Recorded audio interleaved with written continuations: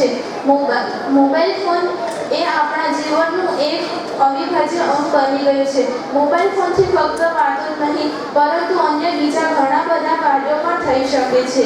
Mobile phone તે wire વગર ચાલતું એક સાધન છે. મોબાઈલ ફોન એ રેડિયો સિગ્નલ દ્વારા ચાલે છે. મોબાઈલ ફોનમાં ઘણા બધા એવા કાર્યો મોબાઈલ ફોનમાં ઘણી બધી પ્રાથમિક સુવિધાઓ ઉપલબ્ધ હોય છે, જેવી કે ઘડિયાળ, રેડિયો જેવી ગીતો પણ આપણે સાંભળી શકીએ છીએ. મોબાઈલ ફોનની શોધ ઈસવીસન 1970 સાલમાં થઈ હતી. મોબાઈલ ફોનના 3 દાયકા દરમિયાન મોબાઈલ ફોનની ઘણી ક્રાંતિ થઈ હતી.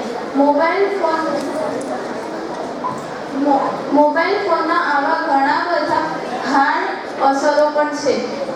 મોબાઈલ ફોનના કારણે બાળકો અને યુવાનો પર ઘણી બધી હાર્ડ અસરો થઈ છે. યુટ્યુબમાં ઘણા બધા વિડીયો જોયા કરે છે. મોબાઈલ ફોનની અંદર પબજી જેવી ગેમો પણ હોય છે. પબજી જેવી ગેમો રમી ઘણા બધા બાળકોએ પોતાના જીવ પણ ગુમાવ્યા છે. આ સાથે હું મારી વાણીને વિરામ આપતા એટલું જ કહીશ કે આપણે મોબાઈલનો ઉપયોગ ઓછો કરવો જોઈએ અને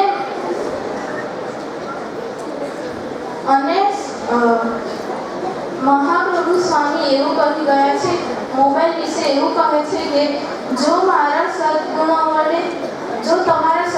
વડે મારા સદગુણોનો ઉપયોગ કરશો તો હું તમને તમારી મંજિલ સુધી જરૂર પહોંચાડીશ, અને જો તમારા દુર્ગુણોનો ઉપયોગ મારા દુર્ગુણો વડે કરશો તો હું તમારી જિંદગી નર્ક બનાવી દઈશ. ધન્યવાદ.